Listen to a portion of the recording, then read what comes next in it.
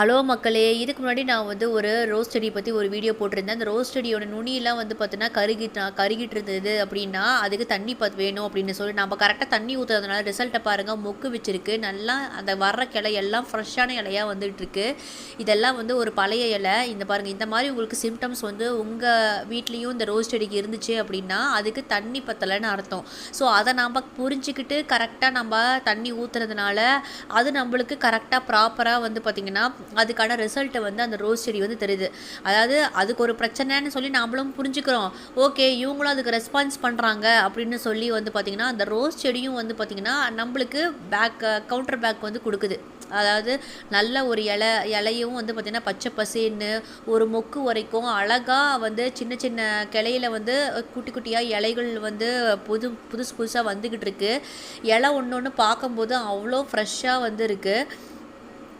அந்த கருகி போன இதுவும் வந்து பார்த்திங்கன்னா பெருசாக இதாகவும் இல்லை. இந்த இலையை பாருங்களேன், வந்தது எவ்வளோ பெருசாக இருக்குது, எவ்வளோ ஃப்ரெஷ்ஷாக இருக்குன்னு சொல்லி.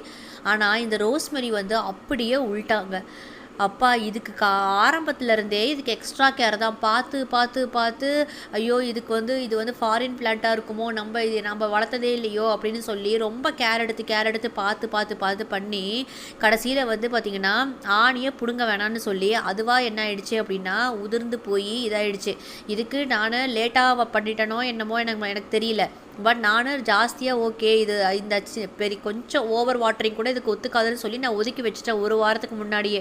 ஆனால் அது எல்லாமே வந்து சொன்ன மாதிரி துளசி இது மாதிரி நல்லா வறண்டு போயிடுச்சு. இதுக்கு மேலே நம்ம முடியாது அப்படின்னு சொல்லி நானும் விட்டேன். ஒரு சில பிளான்ட்டெல்லாம் வந்து பார்த்திங்கன்னா நம்ம பெருசாக கேர் பண்ணிக்கலனாலும் அது நம்மளை அண்டர்ஸ்டாண்ட் பண்ணிப்போம், நாமளும் அதை அண்டர்ஸ்டாண்ட் பண்ணிக்கிட்டு அது பாட்டி வளர்ந்துக்கிட்டு இருக்கோம். எப்பயோ போட்ட விதெல்லாம் வந்து முளைக்க ஆரம்பிச்சிருக்கோம். ஆனால் இந்த மாதிரி பார்த்து பார்த்து பார்த்து பண்ணி பண்ணி பண்ணி பார்த்திங்கன்னா அது வந்து கண்டுக்காது. அந்த மாதிரி இருக்கிறதெல்லாம் நம்ம வந்து தனியாக விட்டுறணும். அதை டிஸ்டர்பே பண்ணக்கூடாது. இனிமேல் உன் சங்காத்தமும் வேணாம், என் சங்காத்தமும் வேணான்னு விட்டுறணும். இனிமேல் நான் ரோஸ்மெரி பற்றி நான் ஏன்னா நம்மளோட கிளைமேட்டுக்கு அது செட் ஆகாது. நம்மளுக்கு என்ன செட் ஆகுமோ அதை வச்சுக்கிட்டு நாம் வந்து நிம்மதியாக இருந்துக்கிட்டால் பிரச்சனையே கிடையாதுங்க. அது எல்லா விஷயத்துக்கும் சரி.